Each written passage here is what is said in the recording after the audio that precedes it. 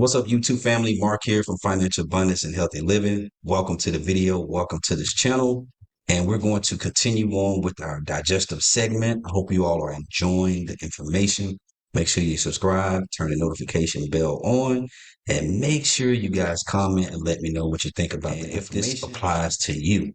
So in today's segment here, we're going to be addressing IBD, which is inflammatory bowel disease. So this is another component. To me, I believe that this is more, that all of it is serious, but this is more of a serious situation. To me, it can be an aftermath of everything prior to it. And then sometimes it can just be what it is. It can just be your system is just not responding accordingly. It's inflamed. And so here we are, we have to address the issue. All right. Now, I believe that everything we're going to cover here in this video segment is very important because you need to track. You got to make sure that you don't fall along in these guidelines. And you can also follow up with your doctors just to make sure, you can do a colonoscopy, just to ensure that everything is good.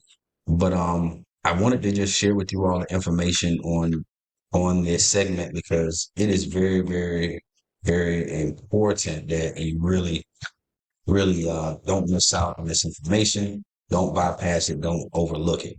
So let's jump right into it now. Um, IBD is pretty much it's a group of chronic inflammatory conditions that affect the gastrointestinal, the GI tract. All right, there's two types. The first type is ulcerative colitis, and then the other one is Crohn's disease. So those are the two normally that are responsible for IBD. They fall underneath that umbrella. All right. And so these involve chronic inflammation of the digestive tract. And so anytime you have a chronic inflammation of the digestive tract, you best to believe everything is out of whack. Your body is not it's not going to respond accordingly. And also you're not going to be absorbing any type of nutrients from the food, and you're going to have other issues, other ailments that's going on with your system. All right. But I just want to let you all know that Crohn's disease and ulcerative colitis, they both differ, right? They both are different based on the location. All right. So let's talk about that. Crohn's disease can affect any part of the GI tract from the mouth to the anus. And again, when you look at the definition of this, from the mouth to the anus, that lets you know that there is a connection. How your mouth smells is a representation of the anus or what's going on in the system, right? And vice versa. So this is why you got to do your research. You got to learn. You got to always be educated and really understand that the gut is the root of everything, right? How you perform, how you think, how you act, your mood, your hormone. I mean, everything, right? Your energy levels, whether you're absorbing food or not, it starts within the system, within the gut, right? And so this is why there's really not a solution in terms of just a one fixed solution that can just get rid of halitosis. Because if you haven't addressed the anus, the gut, right, all the way to the mouth, then you're just wasting your time. All right. So it is most commonly known as, so we're back talking about Crohn's disease. It can affect any part of the GI tract from the mouth to the anus. But it most commonly involves the end of the small intestine. So pretty much the end of the small intestines. And for those of you that don't know, your small intestines are extremely long. They can stretch out as far as like a tennis court and even some basketball courts. Um, so we'll do another video about the small intestines, but it starts at the end of the small intestines and the beginning of the colon. All right. Now, the nature, it can occur such as a patchy. So it can have like patchy areas with healthy tissue, and then some certain areas with inflamed sections or inflamed tissue. So the way it looks is like patchy areas that are healthy, and then some areas are inflamed. Now, ulcerative colitis, it primarily affects the colon or the large intestines and the rectum. So as you can see, the relation to the rectum and the large intestines, and the nature of the inflammation, it begins in the rectum and it can extend continuously in the colon, so it can keep coming up the colon, right? And you definitely don't want that. Your large intestines are responsible for doing a lot of things as well, eliminating waste, and so you want it to work properly and effectively. And so those are the two you got to understand.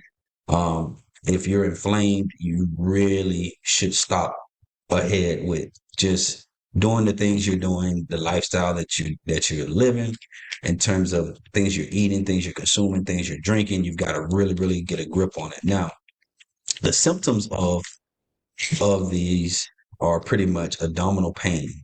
You can have abdominal pain.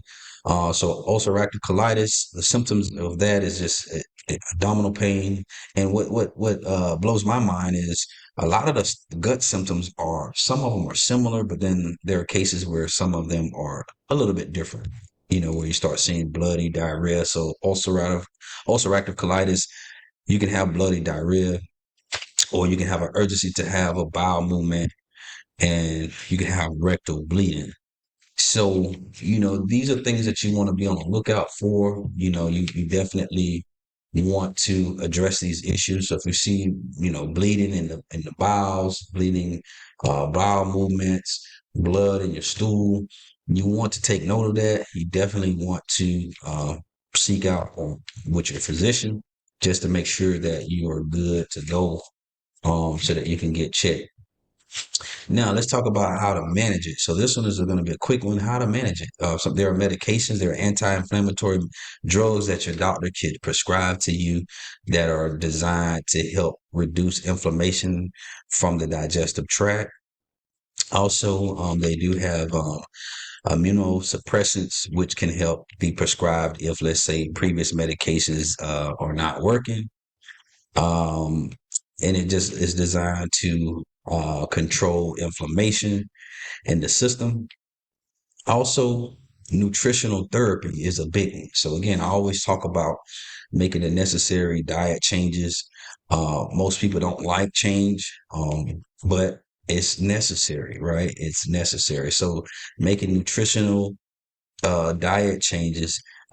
So if you have any of these conditions, you're going to probably have to use a special type of liquid diet, go on a liquid diet, or have a liquid type of supplements to help until the inflammation can reduce. So it'll be almost as if you're fasting for a lengthy period of time to help with reducing the inflammation in your system, so it doesn't have to be, overworked while it heals and try to repair it. You want to avoid eating trigger foods. As I mentioned in another video, you want to always focus in on what foods you're eating and how those foods make you feel. And if they are causing you abdominal pain or causing you discomfort, you want to remove those foods. You want to focus on stress management. Stress is a killer. It's a big thing. A lot of people are stressed. A lot of people have a lot of anxieties, a lot of worries. And you want to really focus on positivity, being positive, really growing as a person, working on your self development, personal development, right? To help you manage stress. Meditation, if you're into yoga, working out, hitting the gym, some people like to run, but you want to continue to implement that on a consistent basis. And then the last thing to assist you with managing IBD would be surgery. To me, that would be the last straw.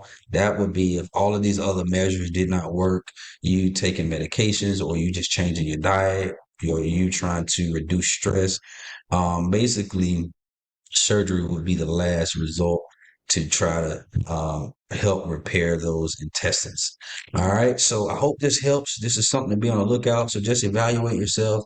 Make sure that you're not having any bloody diarrhea, or the urgency to have a bowel movement, and then rectal bleeding. Like, okay, if you have to use the restroom, that's one thing, but we're talking about a real like urgency, like after you eat all the time, you have this urgency that you have to use the restroom, and you're having diarrhea and rectal bleeding. So you're gonna have to make some diet changes. You're gonna have to remove yourself from the comfort foods and things that you love so dearly. You're gonna have to say no.